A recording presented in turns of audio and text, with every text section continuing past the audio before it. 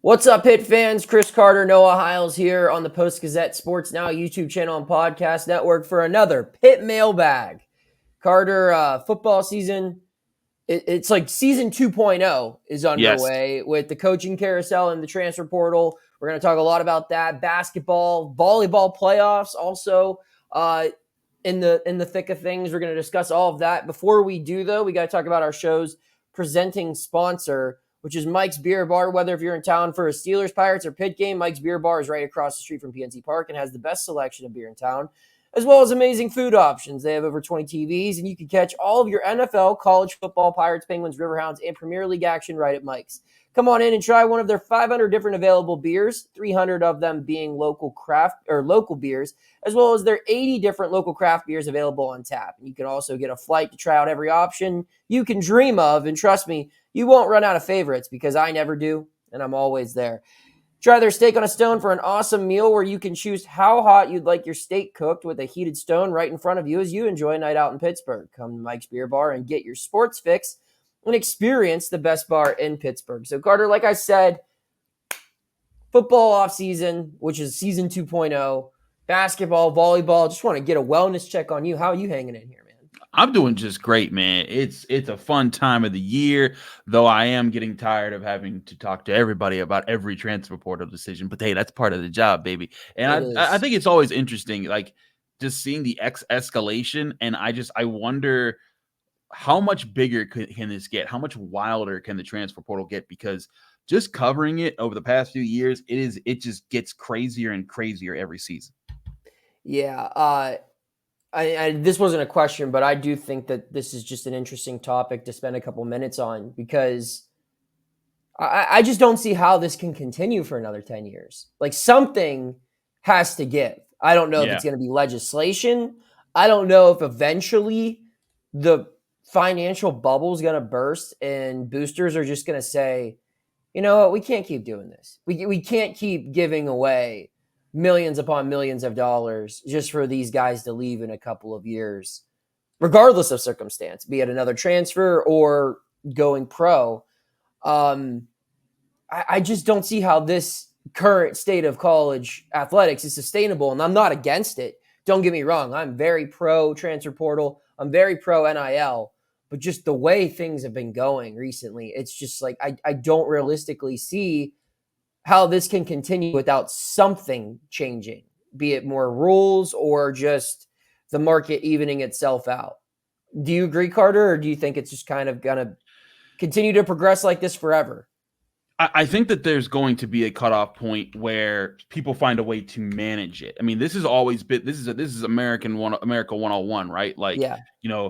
There's always, if there's a product or if there's something that the powers that be control, they will control it as long as they will keep it away from happening as long as it can until they can regulate it. They thought they could regulate it before. I think that right now they're still okay with how it's progressed, but the more and more money that some of these college players make and the less control they have, they'll find a way to cap it. I don't know what that would be. I'm not too imaginative on college football policy as far as how they would limit things, but it certainly is going to be a challenge for them moving forward because the asking power and players realizing their power in these negotiations is getting stronger. And I don't think that's actually a bad thing. I think it's actually a good thing for the players. It's a great thing for the players. They deserve to be making whatever money they feel like they should be able to make. But just knowing how the powers that be works and just how, especially in college football, they're going to find a way to use their power to take the leverage back at some point. I just don't know what that'll be. Right. So we'll start on that topic with the transfer portal. Michael wants to know, why is the defense losing so many guys to the portal when that's been Pitt's strength? Yet few significant contributors on offense have left. It seems incredibly backwards. Also, I know they need guys to leave to clear up space for scholarships and the incoming class. I think that's part of it right there. I'll start off with this. If you look at it, I'm pretty sure, I don't have the numbers in front of me right now, but I'm pretty sure Pitt has more defensive guys in their 2024 recruiting class than the offensive. So that explains part of it. You look at some of the departures at specific positions, linebacker. I mean, I know there are 3 linebackers in this 2024 class, so you got to make room for them somehow. So that's going to lead to guys like Bangally Kamara and Brandon George, who have an extra year of eligibility. And while I'm sure a lot of Pitt fans would have been elated to see those guys back, someone's got to go. Like, you can't just hold down a roster spot forever. And while I'm sure Pitt probably fought harder to retain some guys than others in the portal, there are some guys where if you're Pitt and you find out what player X is potentially going to get offered in the portal, and say it's not worth it. It's not worth it for not worth it for us to try to compete with that offer, because we have to think long term about the program here if you're Pitt. So I think that's part of it, and another part of it is just money talks, man. That's just the reality of the situation. You talked about, Michael brought up how Pitt's defense is its strength. Well, those are the guys that have good tape, that are producing. Their value's at an all-time high. Let's talk about a guy who entered the portal Monday and I think is by far the most significant departure that Pitt's seen this offseason, Sam Okunlola. I mean, that is a huge blow to not only Pitt's defense next year, but multiple years moving forward. I thought that's probably, and I've said this many times, I thought he was Pitt's next star defensive lineman. And I think it's pretty clear what led to his departure. If you look, all of last week, Charlie Partridge was retweeting Alliance 412 stuff, talking and expressing the importance of NIL. Now we know why. Yeah. And I mean, Charlie hasn't reached out to me directly and told me that's exactly why he tweeted it. But I think there's enough reason to believe that, he saw NIL poach DeAndre Jules, who I'm sure he would have loved to have back, and Sam Okunlola, who I don't know how many defensive players had a brighter future than him on this team. So that's a big loss, and NIL plays a part in that. So money talks and roster space also plays a factor. Especially when there's a very clear suitor that's always been present for Sam Okunlola, who has a lot of money to spend, and that's the University of Miami, where his brother Samson Okunlola plays. And he's going. I thought he was. He's going. I apologize. Yeah. But still, that's got to be a factor, and I would not be shocked to see if Samuel Okunlola goes to Miami anytime soon. Because that would make a whole lot of sense there. But I'd say NIL plays a big part in this. And like you said, defense, the fact that they've had the playmakers, people want those playmakers. You know, I've heard rumblings that they're not the only guys that have been approached, or at least have been, Pitt's been concerned about protecting on the defensive side. And that's the thing is, like, guys like Brandon George, guys like Bangally Kamara, even though I think Bangally Kamara was a bigger loss than Brandon George. No shot to Brandon. I just think that, Bangally just had the better athletic profile.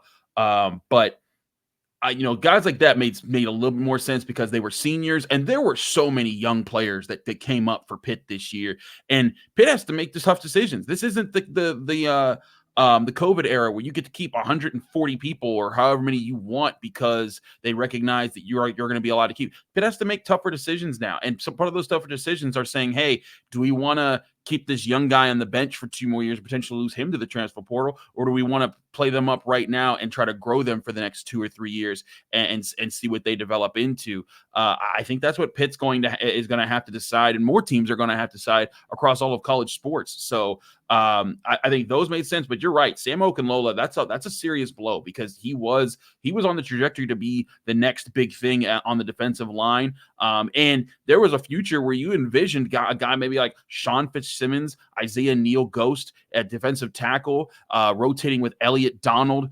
And then you get the new kid, Jasier Whittington, in, and then you'd have Dayon Hayes on the edge with Samuel. Like, there was a vision for like a really interesting group of defensive linemen, and there's still a vision for that to happen. But Okunlola was a big part of that vision, and they still have guys like Nakai Johnson and other guys they could grow into. But Okunlola was the guy that came up this year and looked good, and that's what makes it really disappointing. It is. I would compare it to Kenny Johnson leaving the offense if he were to do that, which I don't think he's going to. But and that might not even be a fair comparison because I think Okunlola was more productive than Kenny Johnson at his respective position this year. No shade to Kenny Johnson either. I'm just talking numbers. We'll stay on the portal here. Randy wants to know which player returning was more of a surprise for you, Rodney Hammond Jr. or Gavin Bartholomew? Carter, you can start. That's a tough one. I gotta say Gavin, because I think he could have had more suitors. But I mean, I could say either or. I guess the answer is yes, because Rodney Hammond, just the way he was used this year, I just thought that he was definitely going to be gone. He was splitting with an older guy on the team. Though Rodney at all times declared how much respect he had for Sebo, and how he was like, when Sebo's in, it's like me being out there. So it's like I wasn't sure if that was Rodney Hammond just giving some player speak there because he knows that's the smart thing to say, or if he really meant it. And it seems like with him staying, he really meant it, and he's not holding it against Pitt. So I'm kind of surprised to see that there. Also, like we've talked about on this show, there were times where we asked Andre Powell, the Pitt running back coach, if Rodney could be the bell cow, or if he could wear defenses down. And Andre Powell was like, what makes you think he can do that? And I was like, whoa, I was trying to give you a layup question there to talk, positively around Rodney, and you chose not to. So that's interesting to me. But Gavin, I just think that that guy put out some serious highlight tape, and I'm sure there's a lot of people who wanted to get him involved, and he wasn't used. He hasn't been used for 2 years. Like, it would be different if this year, like, he was getting used and he said, hey, I can see my place in this offense. But I thought Gavin was going to seriously consider, you know what? These guys aren't throwing me the ball enough. It's been 2 seasons. I'm out of here. So I'm kind of even on how I'm being surprised about both staying. But hey, good sign for Pitt, because both of those guys I see as important playmakers next season. Yeah, it's tough. It is. I think just obviously I have a better relationship with Gavin than Rodney, just because I hosted a podcast with them. And yeah. One thing I've gathered with Gavin is the guy loves Pitt. Pitt was his only Power 5 offer. Some people probably viewed him as like a lower end guy in his recruiting class. And he came in here and he had an immediate impact. And I think that meant a lot to him. And I think that stuck with him. I think with Gavin, he was always trying to find a reason why he should stay, but I get my surprise with Gavin, and I don't know exactly what was out there for him. You hear rumors, you get an idea. But I mean, the man tagged Alliance 412 in his returning post. So you would have to assume NIL played a certain role in his decision to come back to Pittsburgh. And I think my surprise for me is Pitt must have ponied up a decent penny there, or Alliance 412 did. And that's a big price to pay for an asset, while obviously valuable, that you have not been able to figure out how to utilize. And you don't know what the next offensive system is going to be. So that's where the surprise was, I think, for me, where Rodney, I hear what you're saying. Rodney, the tea leaves made it seem like he was going to be gone, just because he wasn't being used and the coaching staff didn't seem to be on the same page as far as how they viewed him. But a running back, you can pretty easily get the running back involved. And Rodney, when healthy, I think was used to his full potential, maybe just 1 or 2 games, but still. Whereas for Gavin, you don't know what this next offense is going to look like scheme-wise, and to make a sizable investment to bring him back and potentially fend off other suitors, which he alluded to on his podcast. He said there were other teams pursuing him. And you just look at the market out there now, I don't think it's out of the question to presume that you're talking 6 figures probably he was offered by these teams. I'd say. And I don't know what Pitt or what Alliance 412 offered to get him back. It's none of my business, quite frankly. But if Pitt were to either match those offers, or at the very least give an offer that would be competitive, that would maybe allow him to take in a hometown discount and stay back, that's a gamble, because you need every dollar you can have at your fingertips right now if you're Alliance 412. And absolutely, Gavin Bartholomew is worth it. But you don't know if that value is going to translate into production, not on his fault, but on past examples of not being able to get him the football. So I was shocked on that for both ends. I didn't know if it would be in the collective's financial interest to aggressively pursue retaining him, but it clearly was. And I think it's a good call for no other reason than you can't let your best players leave. They went out and did it. I'm just kind of shocked that they actually went through with it. So we'll move on now. Ryan wants to know, with all the quarterbacks now in the portal, will Pitt consider bringing one in? I'll start with this. Right now, they have 5 quarterbacks on scholarship, right? Or 4, excuse me. Because Vayer is back. Yes. Yarnell is back. Diefenbach is back. And Duggar is coming in. He's enrolling early. He'll be a student at Pitt next month. So that's 4. Do they typically have more than 4 quarterbacks on scholarship? I don't think so. No. So unless if one of those 4 aforementioned names leaves, and I doubt Yarnell's going to leave because he is, as Narduzzi said at the end of the season, the starter. I don't think Vayer can leave until he graduates because he's already transferred once. I guess Diefenbach could transfer or Duggar could decommit. I don't see that 4th one happening. So there is potential, but in order to bring someone in, you got to get someone to leave too. That's part of it. And that could happen whenever they make an offensive coordinator decision. Maybe they hire an OC candidate that has a connection to a QB in the portal, and they straight up say, hey, I'm bringing in my guy, Yarnell. You're not going to start. You might as well leave. Or, hey, Ty Diefenbach, you don't fit in the system anymore. You got to go.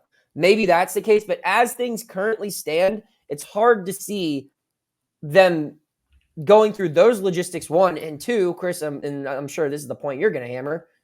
It's a lot of money to get a good quarterback in the portal. It is. So I'll let you focus on that point. Well, that's the whole thing here is that you have to make smart decisions. Like Pitt is not – like Texas A&M just dropped $70 million just to get rid of a coach.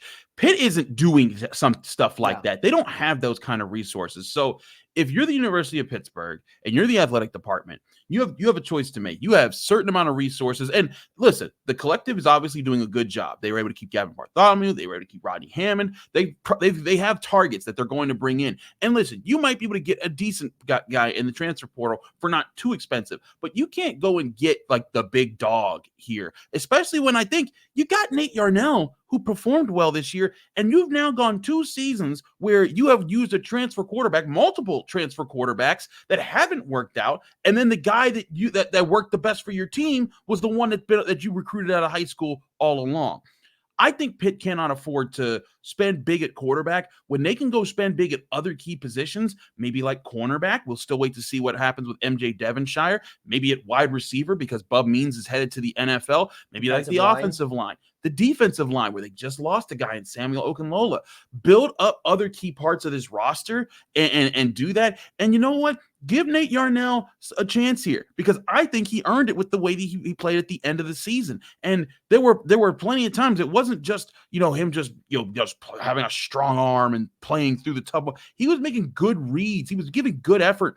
I think that he's earned that. Doesn't mean that you shouldn't try to go get a guy in the portal if you see a guy that's attainable and doesn't cost you 6 figures of money. But if you can go get a guy that doesn't work, that's fine. But you can build up with that. You can use that money to build up so many other parts of your team that need to be addressed right now. Yeah, and I mean on that note too, it's just like I'm interested to see how fast the portal moves now because we're in day 1 when we're recording this. I mean, all the names haven't even been entered yet. Right. But there are some big time quarterback names out there. Once a couple of places, once a couple of guys are off the board, I think it's going to take some time for 1 or 2 to go. But once the first couple of chairs start to be filled, I think you're going to see a lot of quick movement. Yep. And while I wouldn't put it past Pitt to make a sizable investment because they made a sizable investment in their last 2 off seasons at quarterback. They paid Phil a pretty penny and they paid Keaton something nice too. So, and they probably have more money in the collective now than they've done in recent years just based off of the fundraising efforts that we've seen. So right. I think they can go spend six figures on a quarterback, but I don't know if the timeline also is going to work that way. Just with the OC, are you going to bring in a quarterback before you know what system he's playing in? They did that 2 years ago, and look how it played out with Slovis. Yeah. So, I mean, they thought they had the system, but then Whipple left, and it kind of screwed everything over. So, which brings us to our next point, and I'm sure this is what a lot of people tuned in to hear. And there's a reason I waited until our fourth question to bring this up, because this offensive coordinator search is insane. It's driving me crazy, and I don't know when it's going to end. There's a chance this could all be settled by the time we put this out Tuesday morning, and I'm going to have to go and delete this part of the video and podcast. Or there's going to be an update that's not included in this. That's just how these searches work. But Emmett wants to know any updates on the offensive coordinator search. I'm getting nervous that that nothing has been finalized yet with the portal now open. I would be nervous too if I were a Pitt fan. I was told that this would be settled by the weekend. It clearly hasn't. And, I heard from other people after reporting that it might not be. Sunday was going to be a big day. I heard that there was at least one interview that took place Sunday. Not exactly sure as who that was, and there are names that we can mention. But the longer this stretches on, I know you want to take your time. You don't want to rush it and just hire someone. But I think this goes back to why, if you fired Cignetti less than 24 hours after your season ended, why didn't you just fire him mid-season? You could have started the search a lot earlier. And you could have been interviewing people Monday morning. And I don't think that's been the case with Pitt here. So I've heard a couple of names. I heard, obviously, Brian McClendon has been the number one name. That popped up a lot late last week for both Chris and myself. His name's since cooled down. I wouldn't say, I don't know if it's enough information for me to be like, oh, he's out of the running or whatever. But I haven't heard anything definitive on him making progress in that role. Brandon Streeter's another name, obviously another Georgia assistant that was tied in. There's still discussion about him coming in with McClendon, Brian McClendon as the OC, or as the quarterback coach if McClendon's the OC. Streeter could also be an OC himself. I mean, the guy was the OC at Clemson not long ago. And then the third name, and this was original, I'll give props. It was originally reported by Chris Peak of Panther Lair, Cade Bell, who I read it from his report, and I did some digging on my own, and it looks like there is some smoke to that as well, that he looks to be another candidate. He's currently the OC at Western Carolina, which is not an FBS school. But some people believe that he's already been interviewed for this job. I haven't been able to confirm that, but that's what's been reported. So those are the three names that I've heard the most attention toward. But today was unexpectedly quiet for me. I fully anticipated getting multiple texts from sources before noon today telling me that they have their guy and it's in the final steps. Or maybe just something, but there have been no new leads on my end as of 5 p.m. Monday evening. Carter, what about you? Do you have anything else to chip in here? Because you got your own search party going on your neck of the woods as well.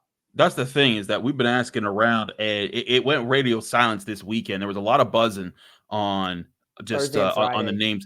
Yeah, especially going in, and it's just that is peculiar to me, and especially because, and listen, part of it could be, we've been talking about, Georgia guys, McClendon and Streeter. Those are two guys that, their team took a tough one this past weekend.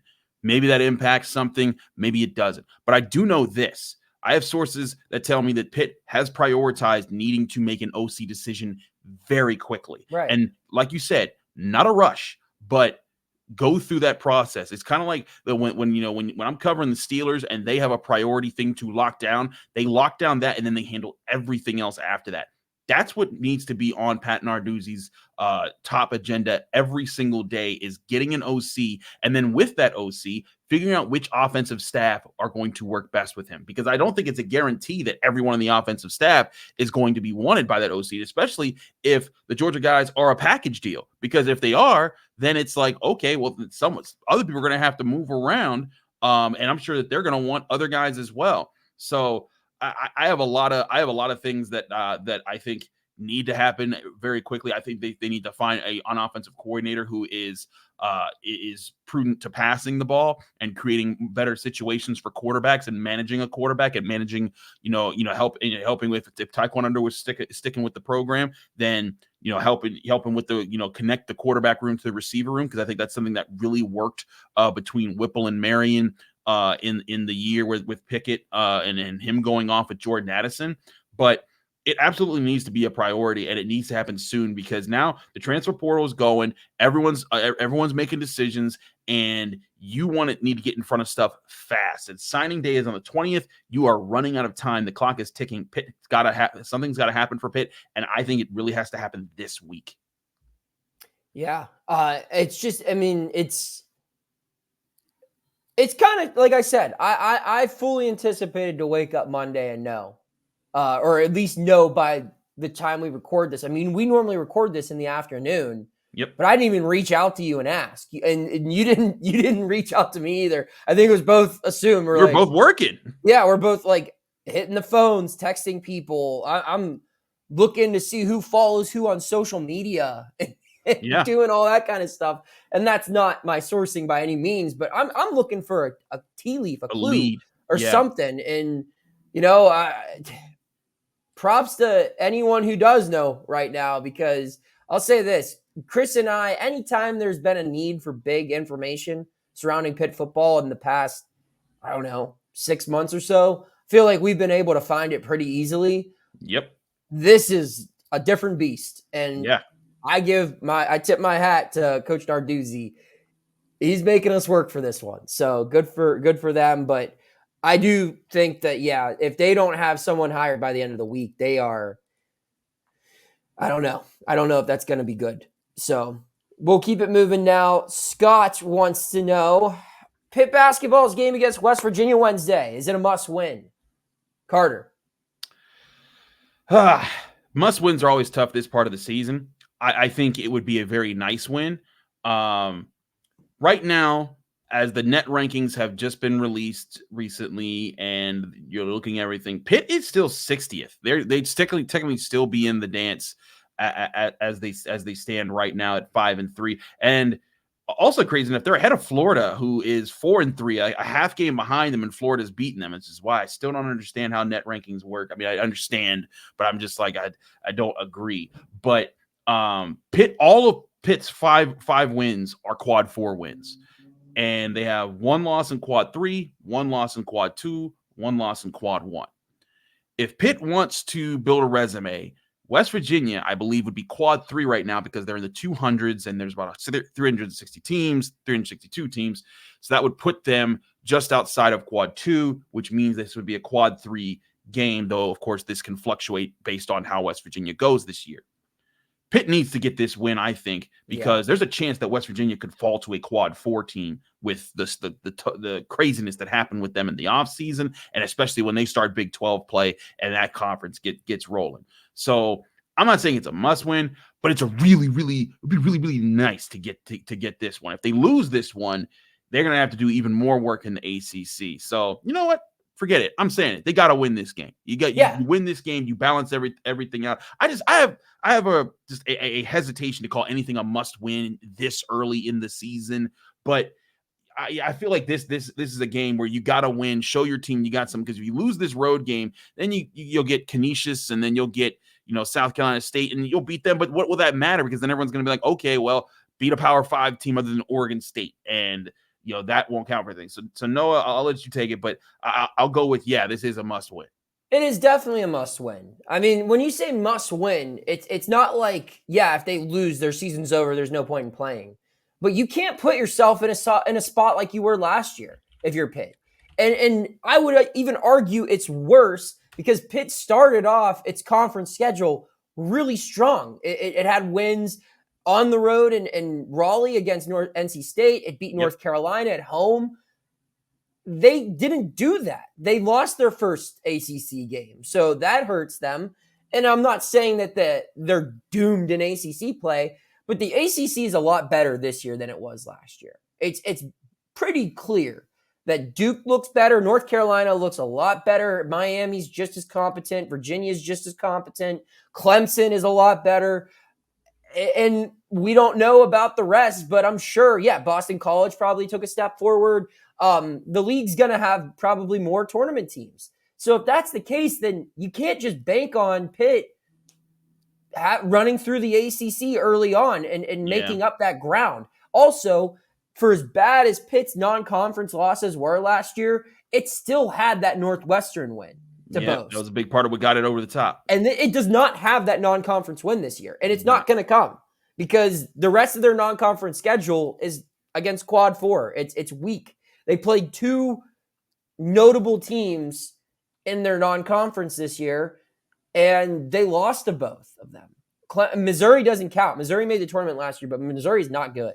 So you lose to, excuse me, Oregon State. They played Missouri. They played two good SEC teams. Missouri is okay, I guess, but I was thinking Clemson was non-conference for some reason. But that like the Florida loss, the Missouri loss, Pitt really needed to win Sunday, but it'll be okay because that'll look like a good loss at the end of the day. This West Virginia loss will be its worst loss of the year if it loses. So Pitt needs to win. You can't lose. And it goes deeper than just this season, too. You can't continue to lose to your rival, especially when everything's finally going wrong for West Virginia and things are finally seeming to go right for your program. You can't go into Morgantown and lay an egg. You got to beat these guys sometime. And this is the year to do it. They're without their best player who's suspended. Their team has a losing record right now. They don't have their head coach. And Pitt's coming off of a great season. It's 5-3 right now, but it has a better roster. This is a game that Pitt needs to win. I think West Virginia is a very similar team to Oregon State quality-wise. I understand that the rival atmosphere is going to make this a harder game to win. But guess what? If you're going to be a tournament team, you got to win some hard games. And I think snapping this losing skid and then getting a little bit of momentum heading into Syracuse, which is its next relevant game, really, on December 30th, is what needs to happen here. So it is absolutely a must-win for Pitt. You do not want to lose to West Virginia and then just play a whole bunch of duds, not knowing, can we even beat a Power 5 team heading into 2023? Final question from Kirby. Pitt Volleyball. Best and most exciting Pittsburgh sports team right now? Well, Kirby, it's the only one that's winning. So, yes, that would be my answer. In all seriousness, absolutely. You can't. I'm going to give a shout out real quick to Abby Schnabel. She's done a great job covering this run. Yes. She'll be at the games this week, too, covering the Sweet 16 and potentially the Elite 8 again, maybe a rematch against Louisville. That would be exciting. But it's been very impressive to watch. I covered a little bit of it last year, haven't covered any of it this year, but just watching it from afar, they have elite talent. They play incredibly tough teams on their schedule, and they win in dramatic fashion. It is very entertaining sport viewing, in my opinion. So, yes, they are the best and the most exciting team in Pittsburgh right now. And they're winning like the way that you want them to win. Like they're a great team. They're so fun to watch. They support each other so well. Like they've had to deal with injuries this year, and they bounced back from them. Freshman players like Babcock have just stepped up in huge ways for them. It's not just stars that they have. This is Pitt. This Pitt volleyball is representing very much what Heather Like puts out about Pitt athletics. Is that our players believe in what we do as a program. I've told this before. Valeria Vasquez Gomez, who's a superstar for Pitt volleyball right now, 2 years ago she got benched and she could have left because she was a freshman phenom. Everyone believed in her, and then she got benched because she was getting outperformed in practice. And she could have left. She could have said, "I'm in the transfer portal. I'm going somewhere." She could have started pretty much anywhere in college volleyball. Could have gone to a rival that had a lot of talent on it. Instead, she stuck it out, fought her way through, earned her spot back, and now she's one of the captains of the team. Stuff like that, I think, speaks a lot to what Pitt wants athletics to be like for this program. And this volleyball is very much holding that up right now at such a high standard. And to be honest, those environments that Pitt has created at both the Pitt and the Fitzgerald Fieldhouse, they've been spectacular, and that's been a lot of fun to watch. So if you get a chance to see Pitt volleyball play, I suggest you take it, and you don't have to know too much about the game. You'll learn about it pretty quickly. I did, and because I didn't know much about volleyball before I had to study for it last year to get ready for covering them in the tournament last year. So you'll learn about it. But trust me, when you do, you'll grow a quick appreciation for these hard-working, butt-kicking women who are playing very well for Pitt right now. Well said. Carter, any final thoughts? Just that I'm excited to go back to Morgantown, baby. It's going to be a fun Wednesday night. Be sure to check out all of our coverage at post-gazette.com. Please hire an offensive coordinator. Look at me. Look at me. I'm miserable. I can't enjoy anything. I can't leave my phone. Carter's answering. I'm answering questions on the mailbag, and I see Twitter DMs or emails, and I'm like, oh God, is that it? Is that it? Is that the one? Just hire someone. Someone break this story. If I don't break it, I don't even care anymore. Someone, please. Although I would like to break it because that's what we're paid to do. Follow us on social media. Hit that subscribe button if you haven't already. And keep tuning into the Post-Gazette Sports Now YouTube channel and podcast network for all of your Pittsburgh sports coverage by the Pittsburgh Post-Gazette. Take care. Thank you for checking out this content from Post-Gazette Sports. If you watch this video on YouTube, please like the video and subscribe to our channel. For all of the sports coverage the Post-Gazette has to offer, visit post-gazette.com.